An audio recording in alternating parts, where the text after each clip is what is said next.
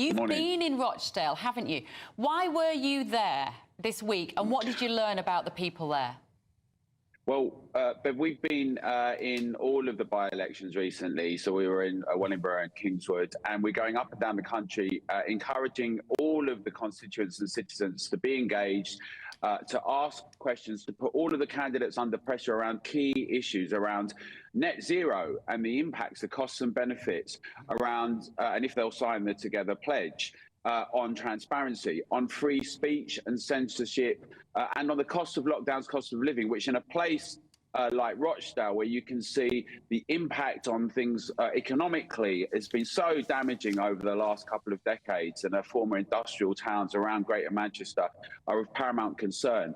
So we've been out across the constituency, talking to people, giving out flyers, encouraging them to be engaged and to have their voices heard and put people under pressure, because we think one of the issues that we're faced with is a disillusionment, disappointment, cynicism, despair, actually, with mainstream politics, with politicians who seem to say things and never do them, and a big chasm and a gap between the public and our interests and our needs, and the people that are currently in Westminster often look the same, talk the same, and don't really put the interests of the public at the forefront. So Together, we're passionate about something. We haven't said who to vote for. What we're saying is get engaged, use our muscles, build a strong public that can put them all under pressure, because the only way to keep anyone honest is to make sure we as the public are strong and active and engaged. So when you were chatting to the residents there, Alan, did you find repeatedly that people would say to you, the most important issue on my mind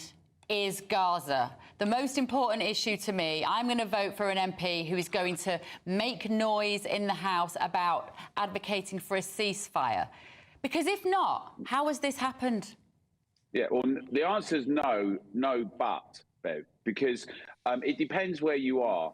So, but I think, we did an interview that you can see at Together Deck with a really interesting guy who's an entrepreneur, who said, he has particular views about the region and what's happened, but he's much more interested in what's going to be done for Rochdale. What's going to happen in Rochdale economically, what it's going to mean for his business, tourism, crime. There isn't an A&E there. There aren't all sorts of facilities and services. They've all been stripped away. When you listen to things like that, and the lack of infrastructure, the lack of opportunities for young people, the lack of provision and services for older people, what you really see is this levelling up discussion run amok. You see this situation where many towns face real problems, and also where you've got identitarianism, you've got an elevation of identity politics, and also across the constituency, many others have just not come out and feel disillusioned. So the thing is, what's happened is a very active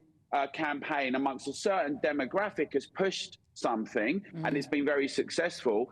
But I think more broadly, the question of what do we all need? What's our common universal requirements? What does that mean? And also, how do we talk about values, democracy, rights, liberty, freedoms, without it becoming so demarcated into identitarian politics? I think that's really essential.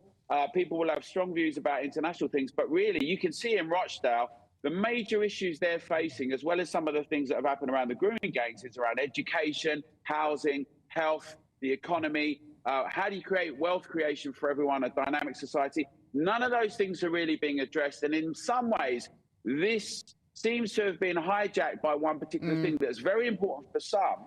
But it's got to be said, that campaign was run, and the second candidate's been noted, David Tully, also did very well. He did very well, actually, on local issues. He did challenge the grooming gangs. And I think what it really represents is that the major part is we're going to see more of this sort of thing across the country. And I'm quite excited about that, about independence.